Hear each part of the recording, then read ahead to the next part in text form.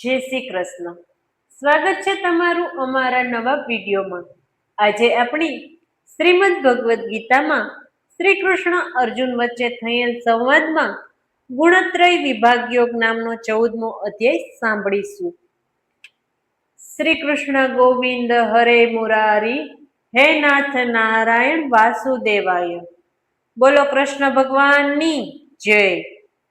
ભગવાન શ્રી કૃષ્ણ કહે છે, હે અર્જુન, બધા જ્ઞાનોમાં જે ઉત્તમ જ્ઞાન છે, જેને જાણીને બધા જ્ઞાનીજનો, બધા મુનિઓ સંસારમાંથી મુક્ત થઈને પરમ સિદ્ધિને પામ્યા છે, તે જ્ઞાન હવે તને કહું છું.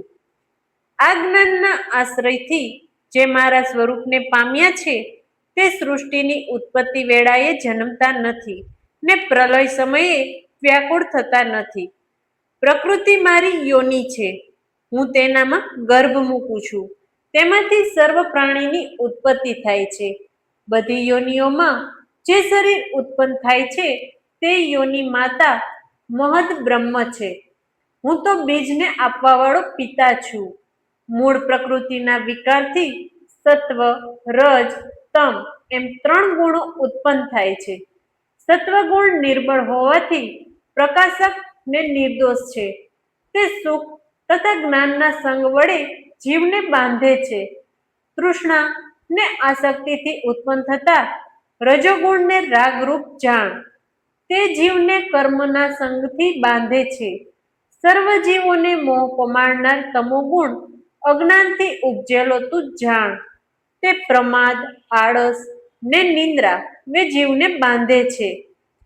સત્વગુણ સુખમાં ને રજોગુણ કર્મમાં જોડે છે.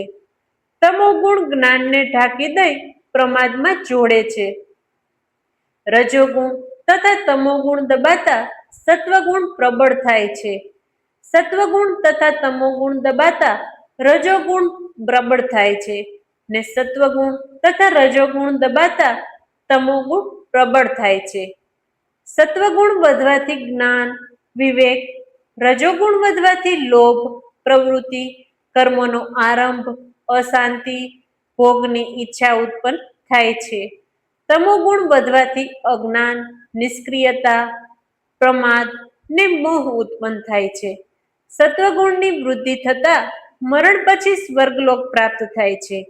રજોગુણની વૃદ્ધિ થતા મરણ પછી કર્મની આસક્તિવાળા લોકમાં જન્મ થાય છે. તમોગુણની વૃદ્ધિ થતા પશુ પક્ષી વગેરે યોનિમાં જન્મ થાય છે. પુણ્ય કર્મનું ફળ સાત્વિક છે. રજોગુણનું ફળ દુઃખ ને તમોગુણનું ફળ અજ્ઞાન છે. એટલે સાત્વિકથી જ્ઞાન, રજોગુણથી મોહ અને તમોગુણથી પ્રમાદ, મોહ, અજ્ઞાન થાય છે.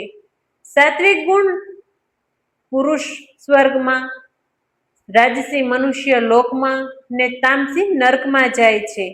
દેહના કારણરૂપ 3 ગુણો પર સંયમ મેળવી જન્મ, મૃત્યુ ને વૃદ્ધત્વના દુઃખોથી પર થઈ મોક્ષનો અનુભવ કરે છે.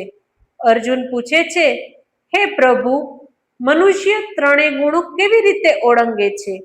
ત્યારે શ્રી કૃષ્ણ કહે છે, હે અર્જુન, ક્રમ પ્રમાણે સત્વ, રજ, તમનું કાર્ય પ્રકાશ, પ્રવૃત્તિ, મોહ હોવાથી જે દ્વેષ કરતો નથી કે નહીં મળવાથી મેળવવાની ઈચ્છા કરતો નથી, ઉદાસીન જેવો રહે છે, જેને સુખ દુઃખ સમાન છે, જે સ્વસ્થ છે, માટી, પથ્થર અને સોનાને સમાન ગણે છે, જેને નિંદા, સ્તુતિ, માન અપમાન, મિત્ર શત્રુ સમાન છે, તે મનુષ્યને ગુણોથી પર કહે છે.